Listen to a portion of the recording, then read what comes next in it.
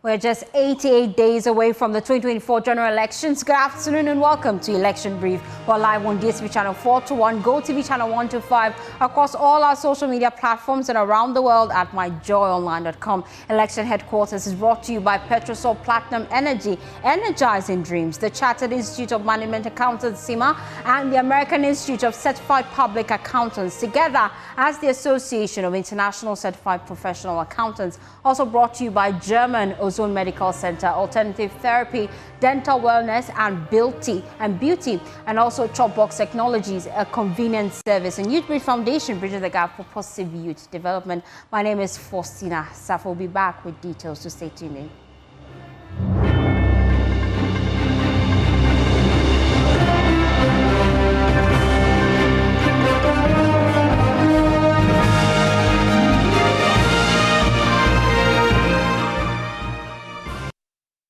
Thanks for choosing us for your home of independent, fearless, and credible journalism.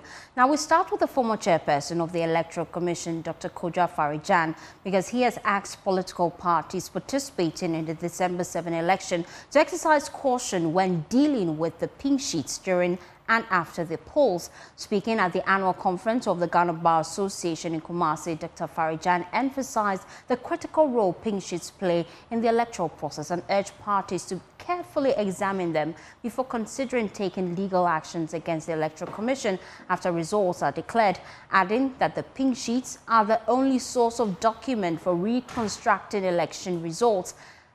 There's more in this report.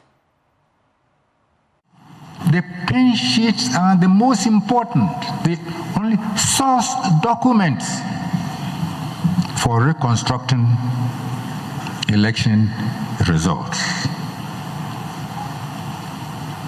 Please take it from me that the pink sheets are the most important, if you like, the source documents for reconstruction of election results.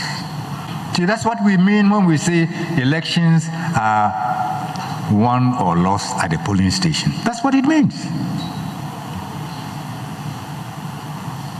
And those pink sheets, duly executed, all right? Authentic and duly executed. They are the source document for reconstructing election results. So my friendly advice to you is that if you don't have authentic, duly executed pink sheets, as we say in Ghana, please think twice before you go to court.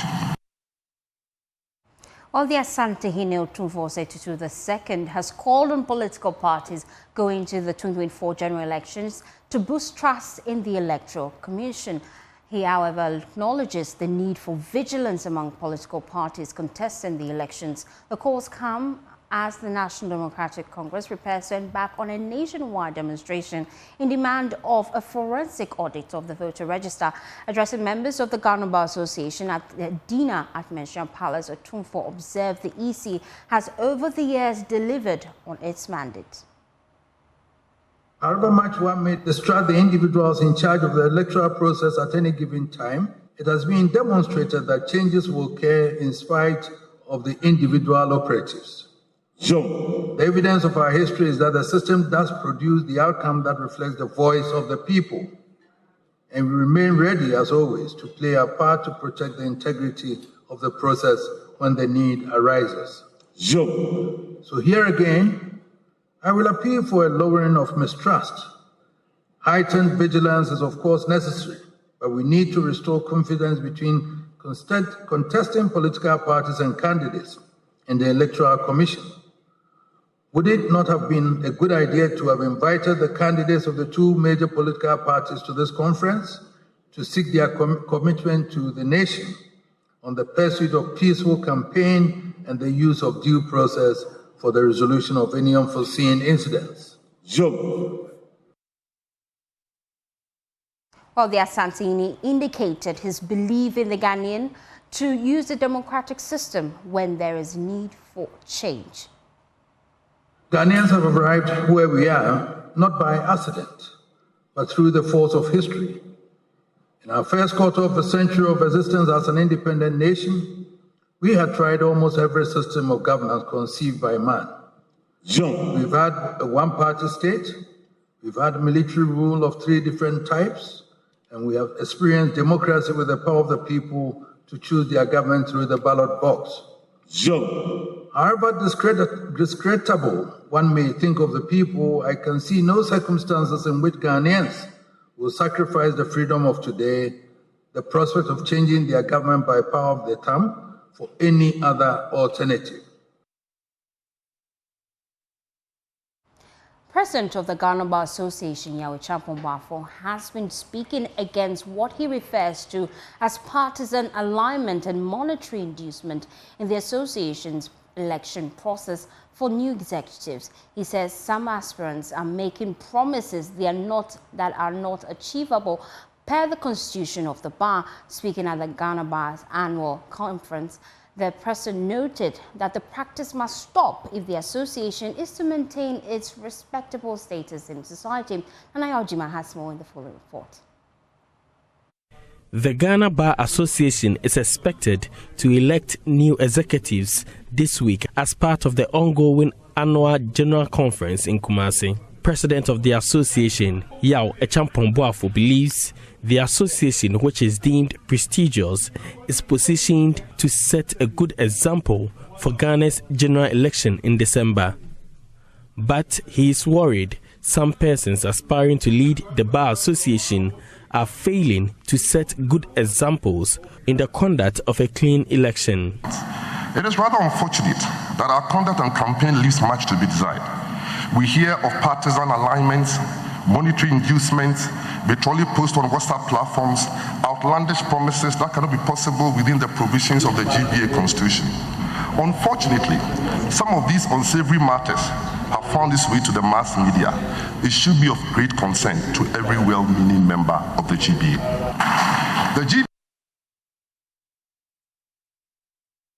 You're watching Election Brief. Let's take you now live to the NPP headquarters here in the Greater Accra region. The General Secretary is addressing issues relating to the Wali Wali rerun.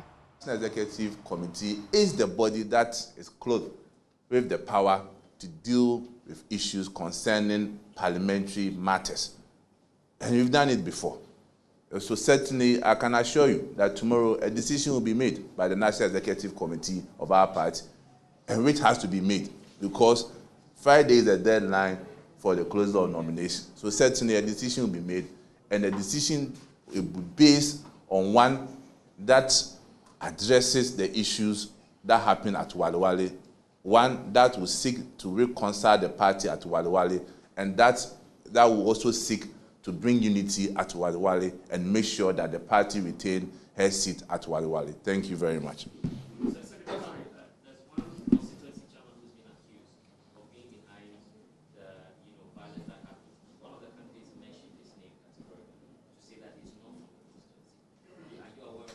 Well, so definitely all these are allegations that will come before the National Executive Committee. Like I indicated to you, we wait for the report from the various stakeholders who were there.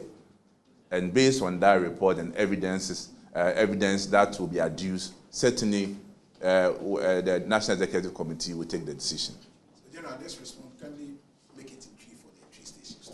Yo, penny for the maker, say, Enra, Yenya, say, your Frank Atuni, Dr. Alhaj Muhammad Baumia, Eco Electoral Commission, Eco File, the documents, Ewo. We and Yenya be share more party headquarters. Bibi course so fair or didn't know this to Ghana for you. Enra na so near say elections, El Coso, El Wali MPP, internal elections. Nina say na High Court, Watermali. I should say, I buy a tune or General Secretary there of the NPP, Justin Frimpong Kodia, he's just given an update as to the case that occurred at the Wali Wali NPP rerun. He says that the party is waiting for official report from executives on the ground, and then they will take an official decision on the issues that have come up. We know that the EC yesterday annulled the election, saying that the party would be left to decide if they would have to hold another rerun. And that's the NPP General Secretary just giving us updates that they are awaiting official reports from the executives on the ground. Let's do some other stories now. The incumbent Member of Parliament for Hohoe, John Peter Amewu, is confident electorates in his jurisdiction would endorse his candidature and give him another term to serve in office. He expressed optimism about increasing the NPP's voting pattern in the parliamentary election to 67%, recording an increase of about 12% from the 2020 result. Addressing the NPP faithful after his filing of his nomination in Hohoe, he promised to continue the development of the constituency. There's more in this report. Thousands of residents from across the Hohoe constituency followed John Peter Amewu to submit his nomination forms. Chanting songs composed with the name of the incumbent MP, they processed the streets of Hohoe in a jubilant mood to the Electoral Commission office. Mr. Amewu, who was accompanied by government officials, NPP constituency and regional executives, addressed his followers after filing his nomination forms. Apart from all the development that done individually, some people did not benefit from any of the initiatives under my development agenda. I told you that it is not everybody who will benefit during the first 4 years. Some people will have their share in the morning, others in the afternoon, and the rest in the evening.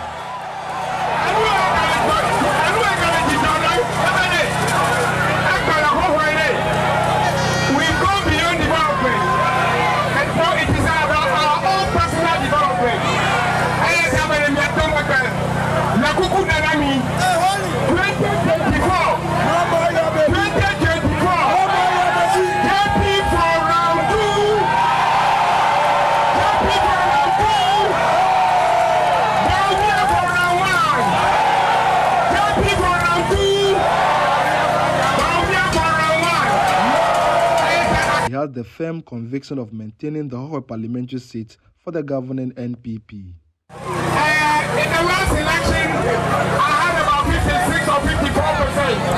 This particular election, I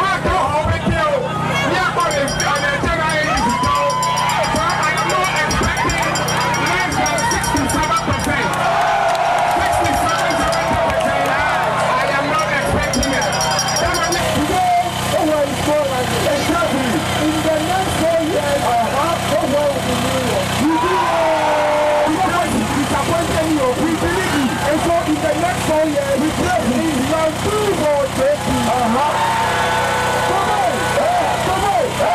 John Peter Amewu toppled the NDC off the Hohoe seat after winning the 2020 parliamentary elections, polling 26,952 votes against the NDC's Professor Kweku's 21,821 votes. Fred Kwame Asari, Joy News, Hohoe.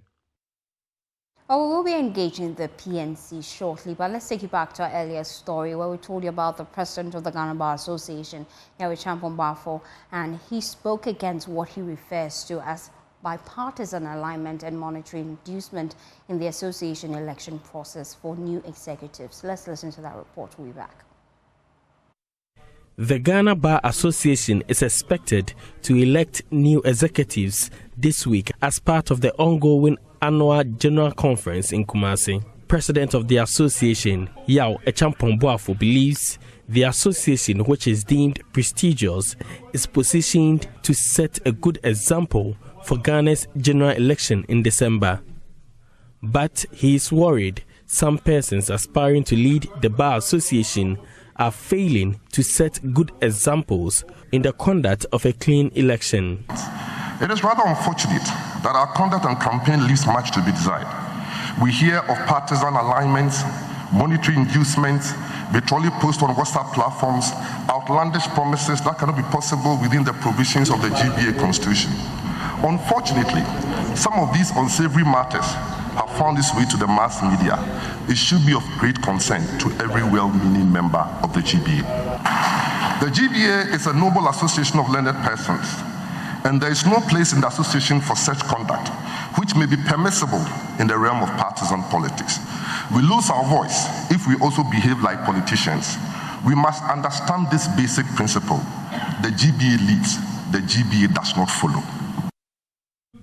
Meanwhile, the Chief Justice, Gertrude Tokonu, has also expressed worry over the increasing number of lawyers being referred to the General Legal Council for unethical behavior. Has also very unhappily referred to the consistently increasing numbers of lawyers that are referred to the disciplinary committee of the General Legal Council for unethical practices against their clients. The General Legal Council is actively working, engaging the Council of Law Deans concerning the mainstreaming of the study of legal ethics at the faculty level. The Chief Justice also reviewed waging war against operations of syndicates producing fake certificates in the courts. Very active steps are being taken to uncover and stem these practices. And I thank the Ghana Police Service, especially the Criminal Investigation Department, for their work. I would like to encourage all persons to help judicial management to stamp out such practices that only go to hurt the reputation of Ghana as an investment destination. For Joy News, Nana Ojima, Kumasi. The newly elected national chairman of the People's National Convention, Samson Awingobit, has called on 60-year-old retirees from both the NPP and NDC to step aside and allow younger leaders to take charge. He made these remarks during the unveiling and swearing-in ceremony of the party's new officials, including flag bearer Bernard Mona in Accra. Carlos Kaloni has details in this report. The unveiling ceremony, which included national and Greater Accra regional executives, as well as the party's flag bearer Bernard Mona, also featured members of the party's Council of Elders.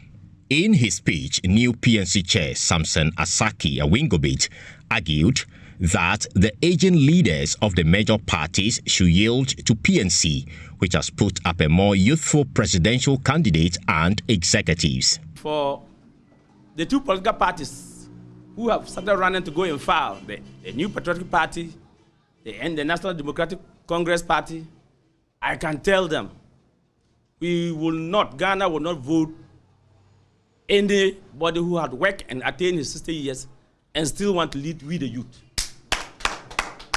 Ghana, come 7th December, will give PNC because it's the youth who are looking for the job. When they say there's no job, when they say there's unemployment, they are talking about the youth, not retirees. The two political party presidential candidates are retirees. And Ghana, for it to go, they have done their quota. They have contributed their quota. The next 10 years, the next 30 years is we, the youth. In his acceptance speech, PNC flag bearer Bernard Mona vowed to eradicate poverty under his presidency and promote Ghanaian languages in schools. Ghana is rich and not poor. It is Ghanaians who are poor. We are poor because we are poorly led. We need to bring back a courageous, bold, and dynamic leadership that will ensure that the resources of Ghana are not expropriated to the disadvantage of the people of Ghana. Right. Every Ghanaian under my presidency will be born rich and not poor. Every Ghanaian will be born into wealth and not debt. We shall indigenize our local language and commercialize it. Twi and Hausa will be spoken and will be taught in schools. English will be optional. Mona also called on disenchanted party members, including David Apasara, to return and unite in their quest for victory. Let me say unequivocally that I have and I am ready to work with David Apasara to see the rebounding of the PNC to its glorious position. All those who feel a little hurt because of pronouncements and actions during our campaign, we regret those pronouncements, but this is the time to rebuild and to rebound. Those of our colleagues who broke away, I tell you that I'm coming to grab you back into the PNC. Congress Committee Chairman Al-Hassan Azon firmly denied any claims of an injunction on the election. Thankfully, we have chairperson of the PNC in the studio. Thank you so much for your time, Awingobit. Thank you, my very good friend. I forgot your name.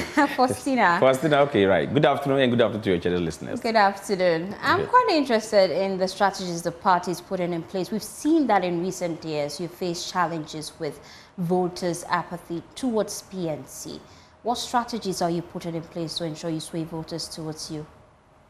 Well, quite clearly, I'm sure yesterday you listened to our first day in office when we had our swearing-in ceremony. I've made it clear to Ghanaian that if there's and first you should be happy with me, yes, that in the 2020 population census, the numbers that are great and huge are the youth. And so thankfully, a political party like the PNC has voted for people who are less than 60 years. They are 50 years, I'm 45 years old. And the rest are just 35 and below. That tells you clearly that this is the time we have to, look, Mr. Chum, multimedia group here. I'm sorry he has taken back a seat and made his son and who are youthful and they are taking in charge. So clearly, what I said yesterday in my opening remarks was to tell our two fathers. I know Baumia, the MPP candidate, president candidate, is old, has attained age and retirement age. I know our father John Mahama, His Excellency, is old and has attained their 60 years. And for that matter, if they were to be in the public sector or civil service, they should have retired by now. I can tell you quite clearly that the youth is for the future. We can plan for the future. You are not planning for the future, isn't it? You don't expect someone who has gone on retirement to come and think about what you still want to do in the next 5 years, in the next 10 years, in the next 6 years. You have to plan for yourself and be able to achieve your goals. So PNC have gotten a crop of leadership who have the energy to work now. And it pays for hard work, isn't it? I can tell you, yes. Gone are the days that we have 0%, 1% single numbers in polling station agencies. I went around the country and I've challenged our party executive. And I said, look, you cannot be 14 in constituency as constituency executive. Besides that, you have a polling station executive. Then when elections come, then we are getting single vote in some constituency and 0% in some constituency. Then don't go and take leadership position. And I said that I am not interested in taking national chairmanship position to sit at Abavana Johnson for election to come through. No.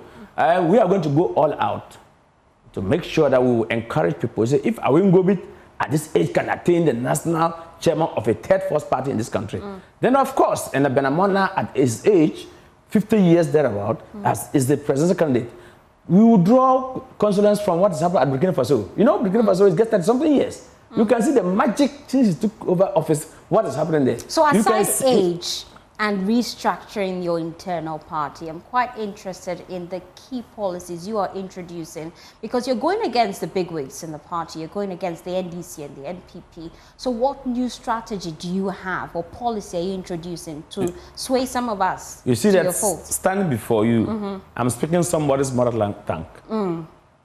My president candidate said, if we are giving election to lead the next generation, Chi and Hausa, and research will tell you that your mother tongue is stronger than any other language.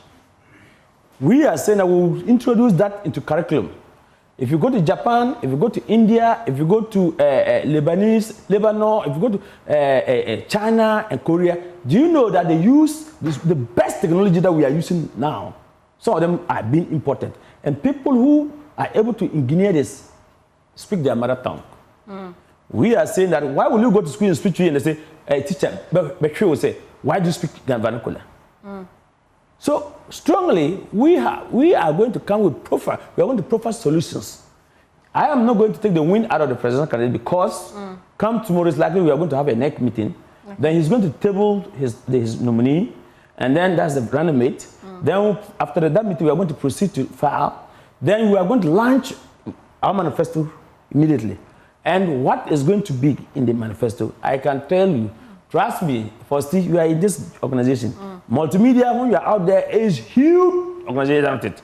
You are here, so you know the hot water you'll find yourself. If you are going on annual leave, you have annual leave allowances to take care of yourself. So you're proposing annual leave allowances? I'm asking you. Is that something we should expect? Look, there are your your workers here. There are your workers here who are tired, who are exhausted. Even if HR called and say your leave is due, so is that what you're proposing in your manifesto? No, is that what we know? I'm concerned because we have just 88 days to the December 7th I'm telling you, we election. are going to is that a key policy we should expect in your manifesto? We are going to proffer solutions that Ghanaians will know that this is serious people. I'm saying your cameramen are all nodding their heads here.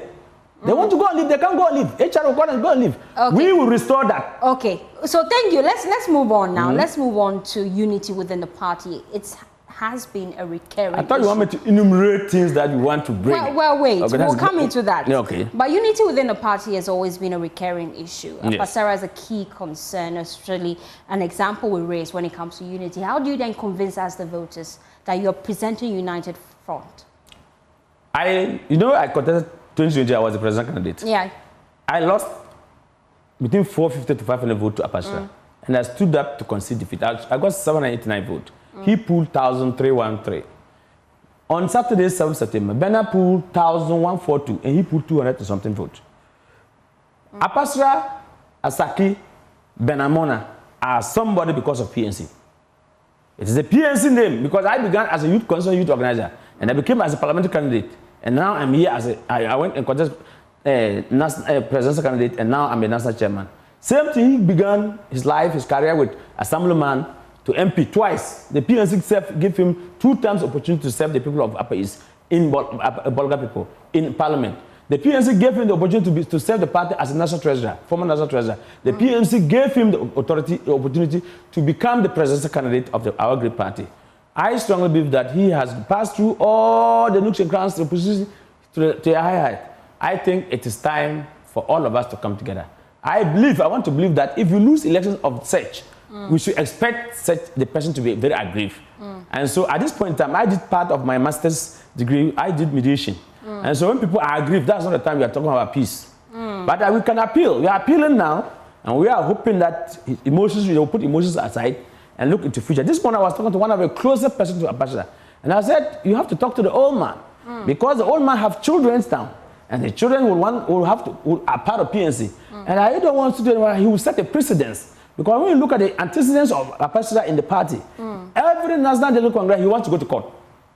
Every National Congress, not one, not two, not twice, about 4 or 5 times. There's antecedent. Why is there a time if things doesn't go on your way, you want to go to court? 2020, when I lost the election, I stood up to congratulate you, and I expect him to call to congratulate. However, you can even say that former President Mahama never congratulated Akufo-Addo, and the President Akufo-Addo is the president.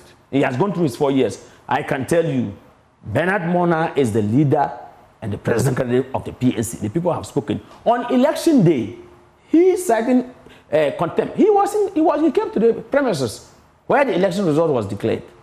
So if they were contempt, why would you come there? And he knows that every political party, the higher decision body, is the NEC. So if you wanted to do something, you don't take unilateral decisions. As a national chairman, I don't think I have the authority to take unilateral decisions. I must consult with my functional executive, consult with NEC. And today, of golden age, if you cannot bring everybody from 16 regions to the national headquarters, I would have projected Zoom. So you're already engaged. And we'll have a Zoom engagement before you take decision. So you're already engaged in Apasara? Well, of course, there are his people who are talking to me, whom I'm also talking to them, that they need to talk to prevail on him. For the sake of the party, for the interest, he has attained certain age. He has attained certain status in the party. And I think he should be a father for all. I don't have any personal thing against him, but I think that, of course, it's obvious. But when I lost election, I never threw tantrums, I never carried press conferences. In fact, on that very day he carried his press conference on that very fateful Sunday, there was a lady sat by her who contested the National Women Organizer. She was in our Congress, and she lost to one of her colleagues.